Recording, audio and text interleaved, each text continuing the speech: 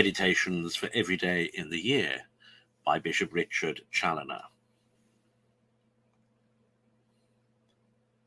September 1st. On the 8 Beatitudes, St. Matthew chapter 5. Consider first how the Son of God, the eternal wisdom of the Father, being come down from heaven to be our Father, our light and our guide, in order to reclaim us from all our errors, to dispel our darkness, to redress all our evils, and to conduct us into the way of truth and everlasting happiness, opened his heavenly school for these purposes by his divine Sermon upon the Mount, in the beginning of which he has laid down in a few words the principal maxims of true wisdom and all the fundamentals of Christian morality comprised in what we commonly call the 8 Beatitudes.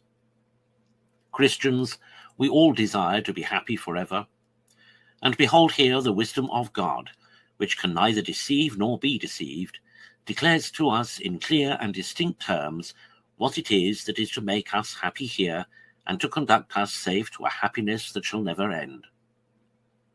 Oh, let us embrace then these blessed lessons.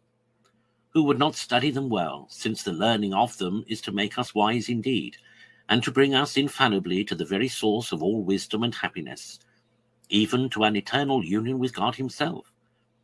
O Heavenly Master, who would not frequent thy divine school, since, in the very first entrance into it, thou thus directest us into a plain and easy way to eternal bliss?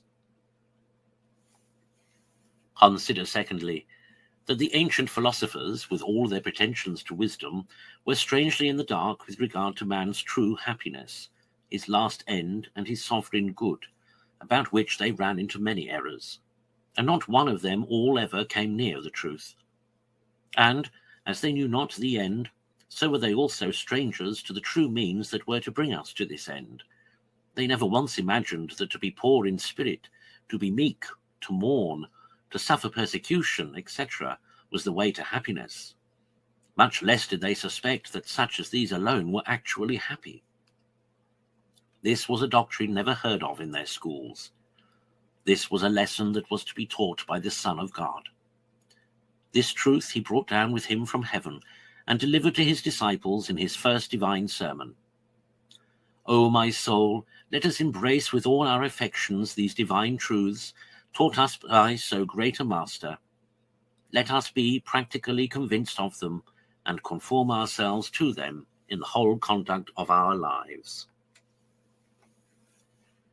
Consider thirdly, how miserable are all the children of Babylon, that is, all poor deluded worldlings, who under the name of Christians, whilst they profess themselves followers and disciples of this divine master, take no notice of these lessons which he came from heaven to teach, but live on in an affected ignorance of them, so as to apprehend all those to be miserable whom he pronounces blessed, and those alone to be happy who wallow in riches and sensual pleasures, whom he declares to be miserable, and against whom he pronounces his woe.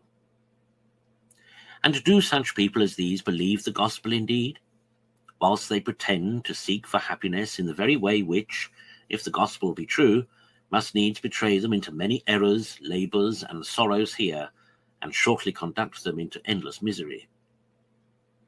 Oh, let us be more wise.